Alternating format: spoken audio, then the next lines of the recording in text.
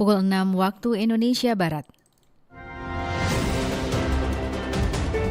Radio Republik Indonesia Palembang dengan Warta Berita.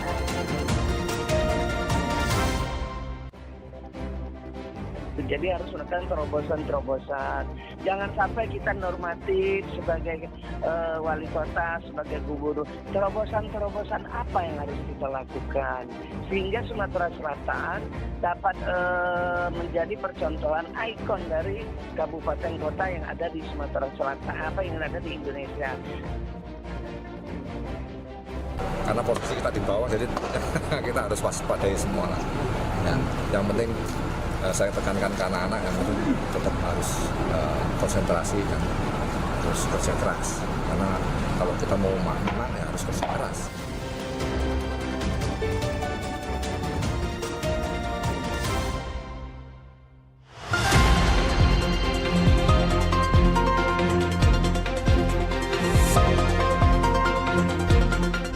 Selamat pagi, Anda mendengarkan Warta Berita RRI Palembang, Sari Berita. Pemerintah Sumsel diminta dapat menjamin peningkatan pendidikan tahun 2026 yang jauh lebih baik dari tahun sebelumnya.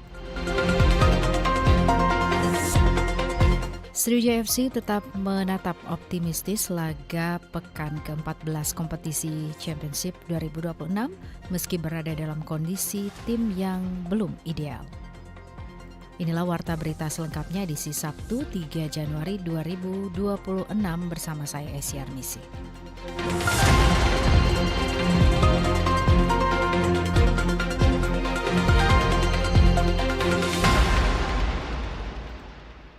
Pendengar, pemerintah Sumsel diminta dapat menjamin peningkatan pendidikan tahun 2026 yang jauh lebih baik dari tahun sebelumnya.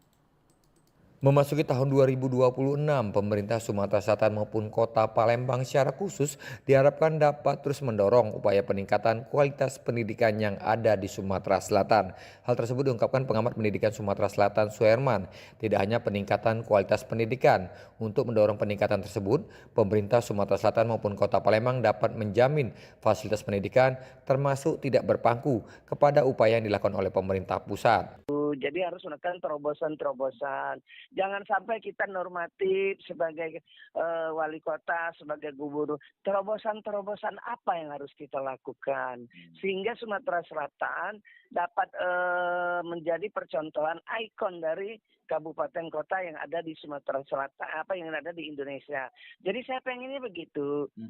Untuk mendorong peningkatan kualitas pendidikan tersebut, Suherman juga menyatakan agar upaya yang dilakukan oleh pemerintah Provinsi Sumatera Selatan maupun Kota Palembang dapat memperhatikan kondisi pendidikan yang ada di daerah ataupun di desa.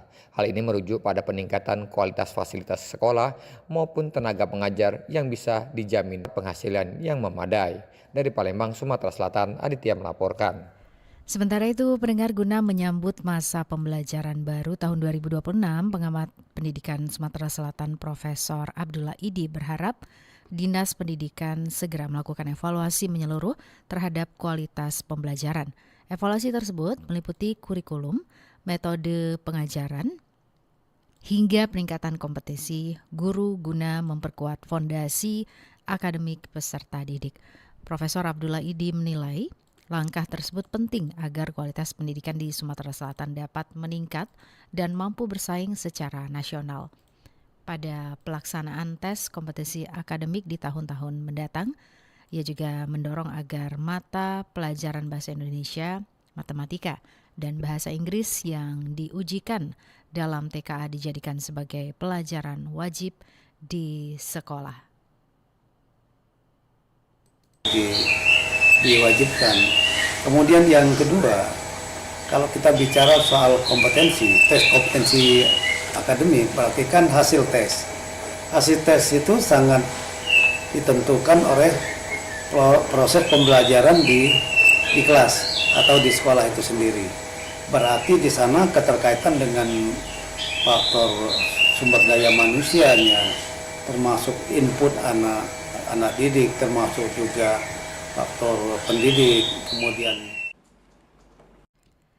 Berdasarkan data nilai provinsi, capaian TKA Sumatera Selatan tercatat menurun dan berada di peringkat 11 secara nasional. Rata-rata nilai bahasa Inggris sebesar 24,25, matematika 35 hingga 54, dan bahasa Indonesia 53,34 dinilai mencerminkan masih lemahnya penguasaan kompetensi dasar peserta didik.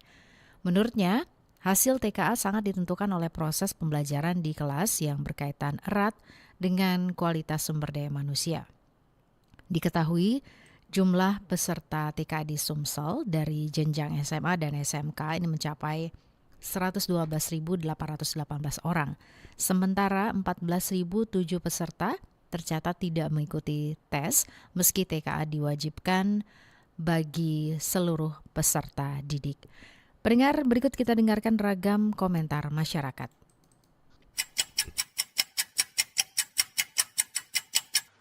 Saya Aza dari Lorong Rawajaya.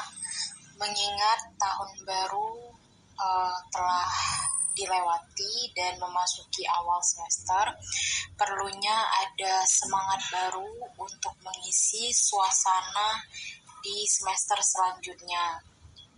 Hal ini tidak hanya berfokus pada materi, tetapi juga pada karakter anak sekolah, pada karakter anak didik, agar terciptanya lingkungan dan rasa kebersamaan yang baik di sekolah. Guru juga memiliki peran aktif peran strategis dalam menciptakan suasana kelas yang interaktif dan positif juga. Jadi bisa diharapkan semangat baru yang muncul dari para siswa di semester baru ini dapat membuat para siswa lebih fokus, berprestasi dan kompetitif dalam mengejar cita-cita mereka dan menyelesaikan pendidikan mereka dengan baik. Saya Aisyah dari Kambang Iwa. Menurut saya memasuki awal semester di tahun baru ini, kita semua kembali memulai aktivitas belajar dengan semangat yang baru.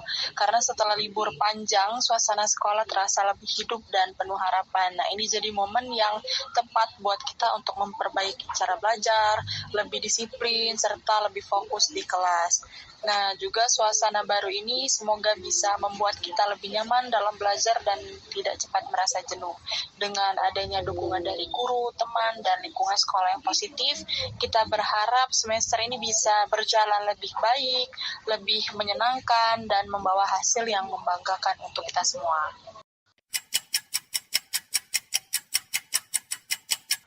Saya Tama, saya dari Praju. Menurut saya, semangat baru atau suasana baru pelajaran awal semester tahun 2026 ini merupakan langkah awal untuk menuju ke masa depan yang lebih baik. Di mana semangat baru dalam semester merupakan salah satu suasana belajar yang lebih segar di tahun yang akan datang, terutama untuk bisa menghadapi di semester berikutnya. Dengan menghadirkan banyak harapan dan peluang, tentunya kita bisa meraih impian.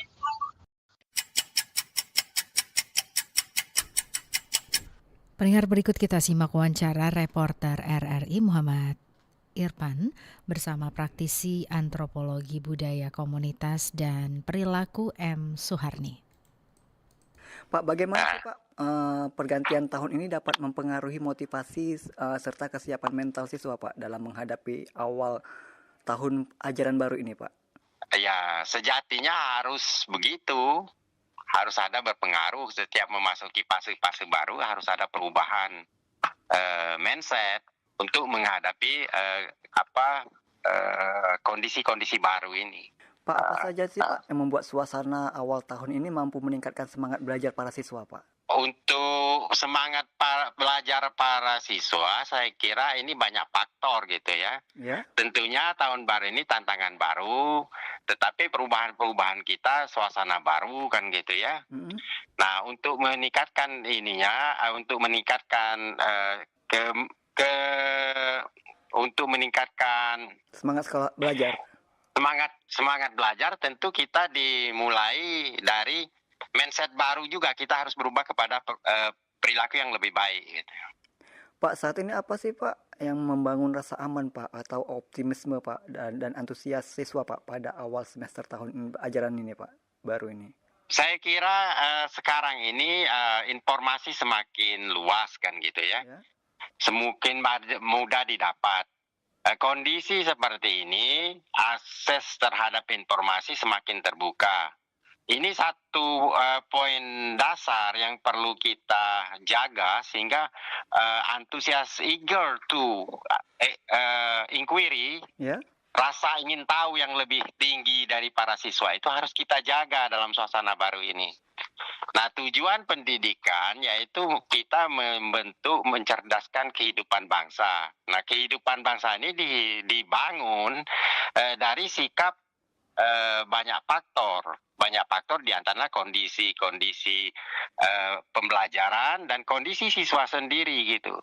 Nah, sekarang ini kondisi siswa yang akses terhadap informasi ini harus kita jaga supaya dia menjadi pemantik untuk mereka memanfaatkan informasi ini dengan benar, mendapat informasi yang benar, menggunakannya dengan benar. Dan ini satu tantangan dalam dunia pendidikan, saya kira. Baik, Pak. Saat ini bagaimana sih, Pak, peran guru ataupun lingkungan sekolah, Pak? Sebagai praktisi komunikasi, saya kira peran guru itu saat ini berubah dari dulu yang sifatnya memberikan informasi, sekarang menggait supaya penggunaan informasi ini mendapatkan informasi yang benar, karena kekayaan informasi saat ini sudah sangat berlimpah kan, kemudian menjaga stamina untuk menggunakan informasi ini yang benar. Nah, sumber-sumber pembelajaran pada saat ini bisa didapatkan dari berbagai sumber, terutama sumber yang didapat dari internet kan gitu ya. Nah, oleh karena itu peran guru meng-coaching mereka untuk memanfaatkan informasi ini secara benar gitu. Sehingga sistemnya adalah sistem pembelajaran yang banyak dialogis sehingga ada kematangan antara siswa dan guru itu untuk dia bisa melakukan pembelajaran bersama gitu. Baik, Pak. Saat ini apa sih, Pak, perubahan perilaku siswa, Pak, saat ini setelah libur sekolah dan akhirnya masuk lagi sekolah, itu apa sih, Pak, perubahan yang paling dirasakan gitu, Pak? Ini menyangkut pada mental dan bagaimana dia memanfaatkan masa liburan, Mas. Oke, baik. Kalau liburannya baik-baik, biasanya kembali ke sekolah itu akan baik-baik. Tapi kita tidak bisa generalize kan.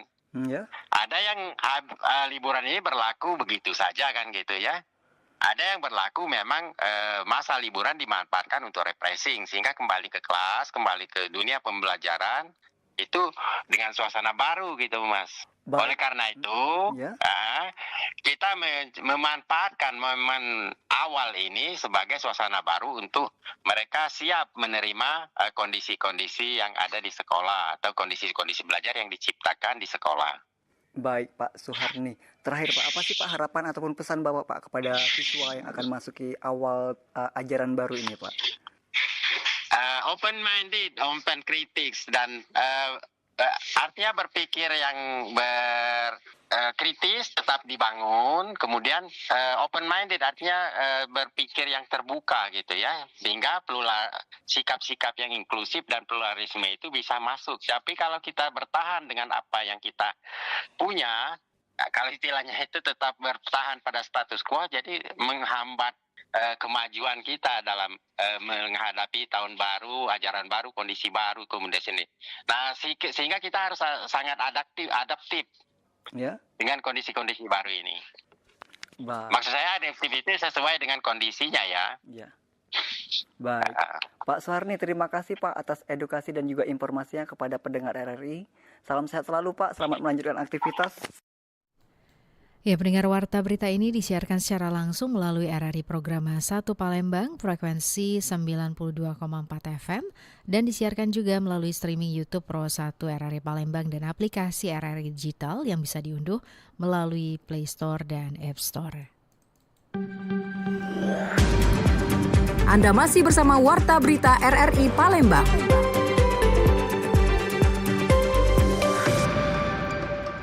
Beralih ke berita selanjutnya, Sriwijaya FC tetap menatap optimis laga pekan ke-14 kompetisi Championship 2026 meski berada dalam kondisi tim yang belum ideal. Sriwijaya FC tetap menatap optimis laga pekan ke-14 kompetisi Championship meski berada dalam kondisi tim yang belum ideal. Pelatih Sriwijaya FC Budi Sudarsono menekankan pentingnya fokus dan disiplin saat menjamu PSPS Pekanbaru di Stadion Gelora Sriwijaya Jakabaring Palembang. Menjelang laga kandang tersebut, persiapan Sriwijaya FC terus dilakukan meski sesi latihan hanya diikuti 15 pemain. Tim pelatih memaksimalkan waktu latihan dengan memprioritaskan pemulihan kondisi fisik agar pemain tetap siap tampil kompetitif saat pertandingan berlangsung.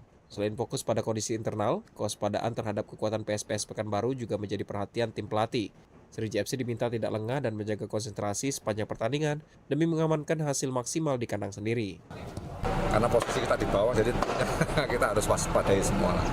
Ya, yang penting saya tekankan ke anak-anak yang tetap harus konsentrasi dan harus kerja keras. Karena kalau kita mau menang ya harus kerja keras. Hingga pekan ke-13, Sriwijaya FC masih berjuang memperbagi catatan hasil pertandingan. Dari 13 laga yang telah dijalani, Laskar Wongkito baru mengoleksi 2 hasil imbang dan 11 kekalahan.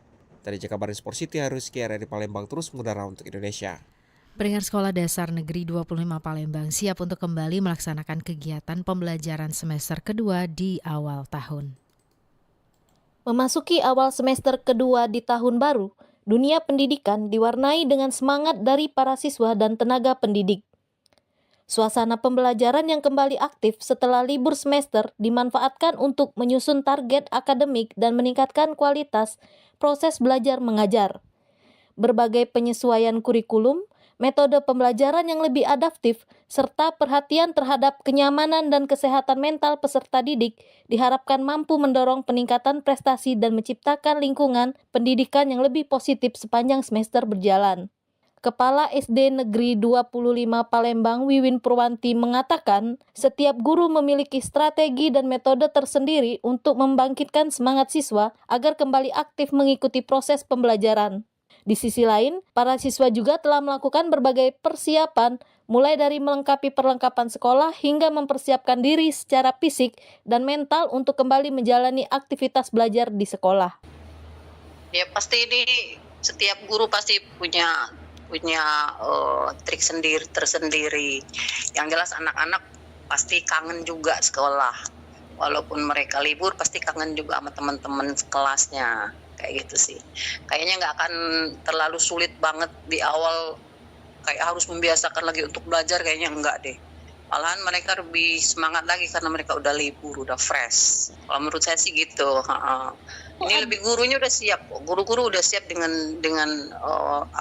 tentu saja karena gurunya juga habis libur toh, habis fresh juga, ya ngajar juga pasti lebih oke lagi. Wiwin menambahkan, kurikulum pembelajaran di semester kedua tahun ajaran ini masih melanjutkan penerapan kurikulum merdeka yang telah ditetapkan oleh pemerintah. Kurikulum tersebut mengedepankan pendekatan pembelajaran yang lebih mendalam, berpusat pada kebutuhan dan potensi siswa, serta mendorong pengembangan karakter, kreativitas, dan kemampuan berpikir kritis. Melalui kurikulum ini, diharapkan proses belajar mengajar dapat berjalan lebih fleksibel dan bermakna bagi peserta didik.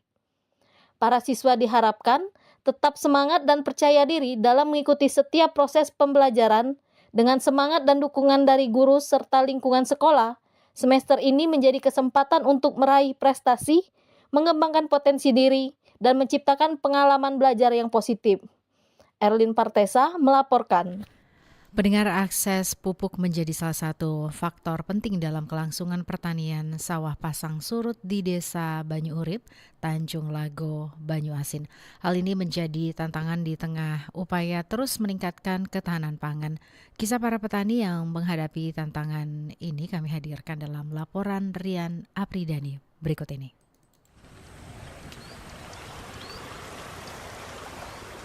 Pagi di Desa Banyu Urip tidak pernah benar-benar sunyi.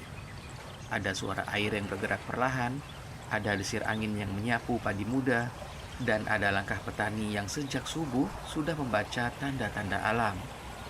Disinilah sawah pasang surut Kecamatan Tanjung Lago, Kabupaten Banyuasin, Sumatera Selatan.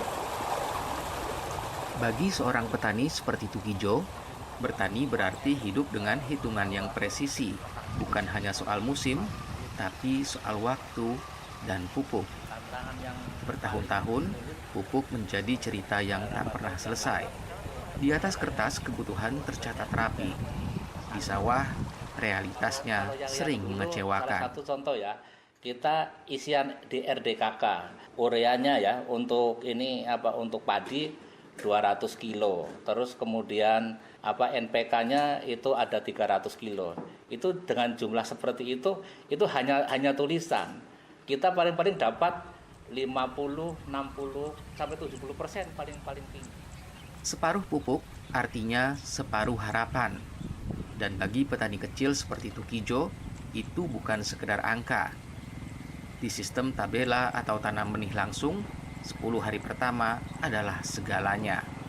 Pupuk yang datang terlambat tak bisa menebus waktu yang hilang. Ya, kenapa harus tepat waktu? Karena di jalur ini, di tempat kita ini, kan sistemnya tabela. Yang namanya tabela 10 hari itu harus sudah dipupuk. Jadi harus tersedia dengan baik. Yang namanya apalagi di padi tidak ada pupuk yang namanya tertunda. Itu harusnya seperti. Kecemasan itu menumpuk dari musim ke musim. Sebagian petani nyaris menyerah. Sawah pernah terasa seperti beban, bukan sumber hidup. Namun beberapa musim terakhir, cerita di Tanjung Lago mulai berubah arah. Pupuk kini datang lebih cepat, jumlahnya sesuai, dan yang terpenting, waktunya bisa diprediksi. Di RDKK-nya misalkan sekarang ya, kalau sekarang untuk ureanya itu 300 kilo, itu semuanya full.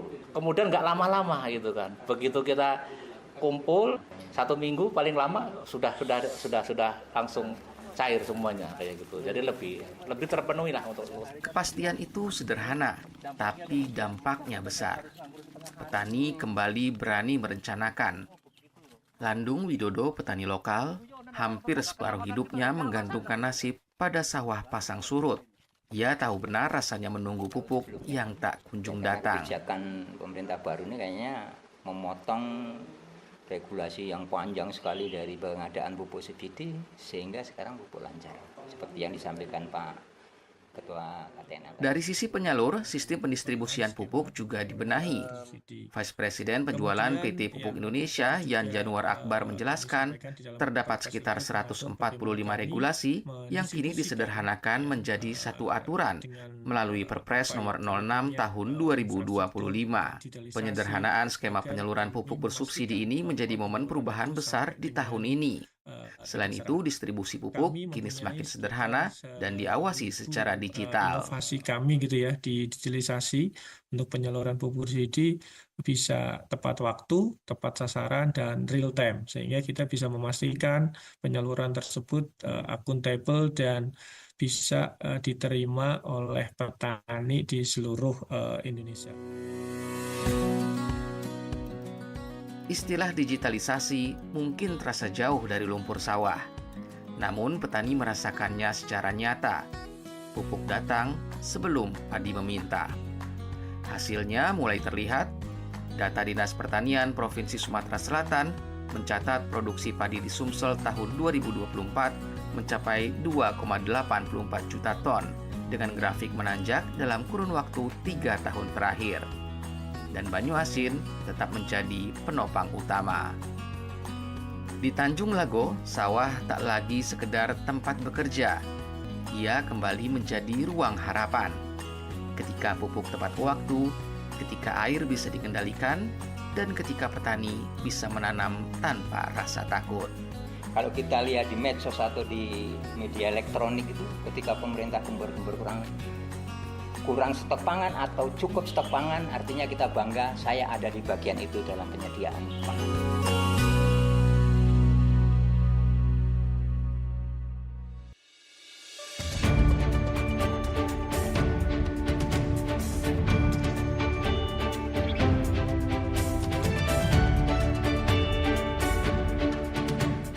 Sekian Warta Berita Produksi Radio Republik Indonesia Palembang. Sebelum berpisah kami sampaikan kembali pokok-pokok berita. Pemerintah Sumsel diminta dapat menjamin peningkatan pendidikan tahun 2026 yang jauh lebih baik dari tahun sebelumnya.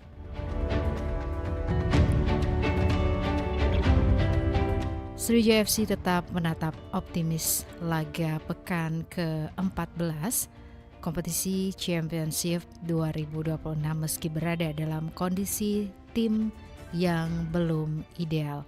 Informasi lainnya dapat Anda akses melalui website kami rri.co.id. Kami juga membuka ruang aspirasi bagi Anda untuk menyampaikan peristiwa yang berada di sekitar Anda melalui line WhatsApp di 082179279090. Mewakili kerabat kerja yang bertugas, saya Aisyah Armisi undur diri. Sampai jumpa.